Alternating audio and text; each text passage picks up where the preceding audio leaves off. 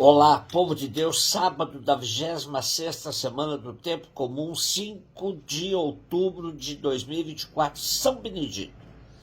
A nossa reflexão de hoje é a partir de Jó 42, de 1 a 3, de 5 a 6 e de 12 a 17. E Lucas 10, de 17 a 24.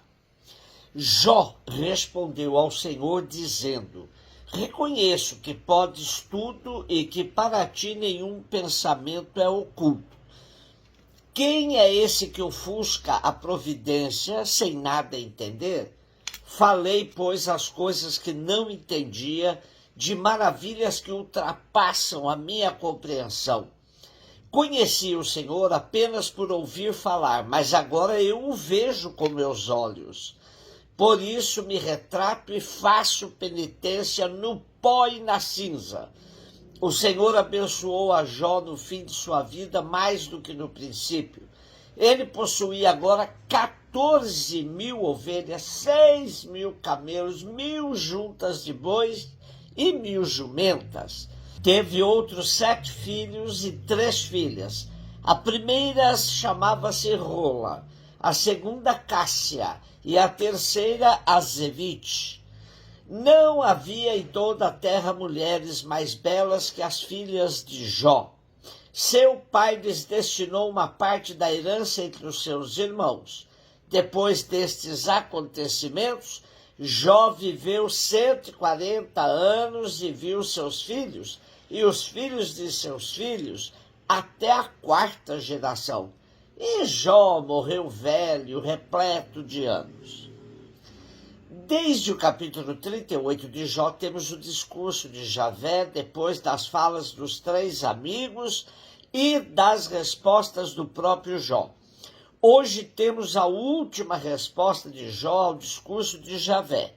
É esplêndido perceber o crescimento de Jó quanto à sua concepção de Deus. Quando ele diz, os meus ouvidos tinham ouvido falar de ti, mas agora veem-te os meus próprios olhos, a Bíblia de Jerusalém comenta, não é visão propriamente dita, mas sim percepção da nova realidade de Deus. Jó, que possuía de Deus uma ideia transmitida pela tradição, penetrou no mistério e inclina-se perante a onipotência. Suas interrogações sobre a justiça permanecem sem resposta, mas compreendeu que Deus não tem de prestar contas e que sua sabedoria pode conferir um sentido insuspeitado a realidades como o sofrimento e a morte. Na realidade, a grande questão parece que o autor do livro de Jó não tinha como responder. Por que o justo sofre? Nesta perspectiva, terminamos a leitura de Jó sem que ele tenha a resposta de todas as suas interrogações. Mas o final apresenta um Jó bem mais amadurecido e conformado, sabendo que na vida não teremos respostas para tudo. Há uma margem de mistério no nosso relacionamento com Deus que marca profundamente a nossa existência. Jó reconhece a grandeza de Deus e se penitencia. Diz ele, retrato-me e faço penitência, cobrindo-me de pó e de cinza. Como em tantos outros textos do Primeiro Testamento, Deus se alegra com a penitência do ser humano. Há textos que chegam a afirmar que Deus, diante da penitência e conversão, volta atrás do castigo que iria impingir sobre a humanidade. E Jó terá não só o reconhecimento de Deus, mas a recompensa por ter perseverado frente a tantas provações pelas quais passou. O Senhor abençoou a nova condição de Jó mais do que a antiga, restituindo-lhe tudo o que havia perdido, até os 7 filhos e 3 filhas, e concedendo-lhe uma vida longa e próspera. Jó viveu ainda 140 anos e viu os filhos dos seus filhos até a quarta geração. Depois morreu velho e satisfeito com os dias vividos. Jó passou pela noite escura da fé, como os grandes místicos, João da Cruz, Teresa d'Ávila e outros. Foi recompensado pela perseverança autocrítica e capacidade de se dobrar frente ao mistério insondável de Deus. Lucas 10, 17 a 24. Os 72 voltaram muito contentes, dizendo: Senhor, até os demônios nos obedeceram por causa do teu nome. Jesus respondeu: Eu vi Satanás cair do céu como um relâmpago. Eu vos dei o poder de pisar em cima de cobras e escorpiões e sobre toda a força do inimigo, e nada vos poderá fazer mal. Contudo, não vos alegreis porque os espíritos vos obedecem. Antes, ficai alegres porque vossos nomes estão escritos no céu. Naquele momento, Jesus exultou no Espírito Santo e disse: Eu te louvo, Pai, Senhor do céu e da terra, porque escondeste estas coisas aos sábios e inteligentes e as revelaste aos pequeninos. Sim, Pai, porque assim foi do teu agrado. Tudo me foi entregue pelo meu Pai.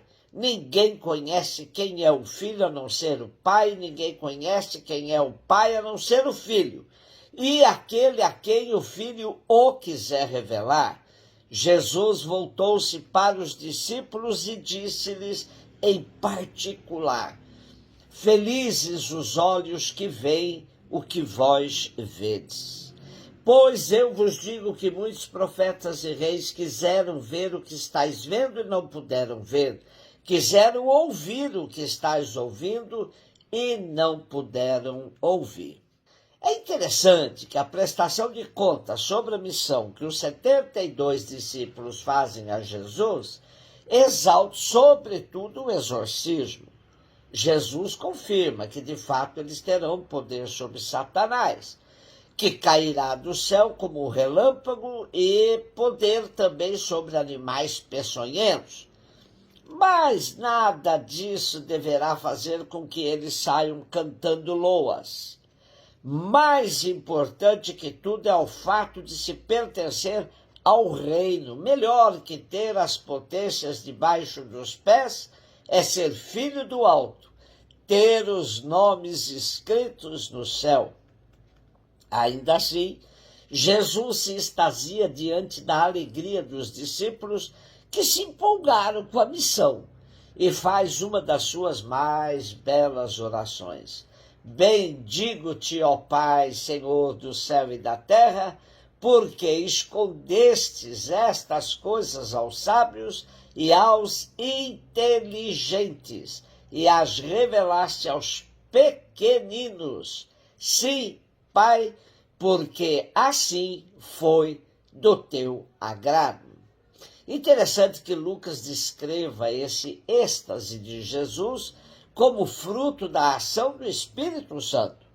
Sábios e inteligentes são aqueles que compõem o grupo de opositores a Jesus, sumos sacerdotes, escribas, fariseus. Uma vez mais, Jesus compara seus discípulos com os pequeninos. É a estes que Jesus ama e revela o Pai, revelando concomitantemente sua filiação divina. Podemos fazer uma relação com a compreensão de Jó sobre Deus, que foi amadurecendo e atingindo o auge, quando ele se curva diante da onipotência de Deus e, aceitando o mistério, assumindo a condição de pequenino frente à grandeza de Deus. Como terminamos hoje a leitura do livro de Jó, vale a pena pesquisarmos sobre a teologia da retribuição, pois podemos questioná-la com base a essa narrativa. São Benedito Negro, conhecido também como São Benedito o Mouro, Benedito o Africano, Benedito de Palermo, Sicília, 31 de março de 1524, a falecer em Palermo, 4 de abril de 1589. É um santo católico que possui duas versões históricas. Na primeira delas, teria sido um italiano descendente de africanos escravizados na Etiópia.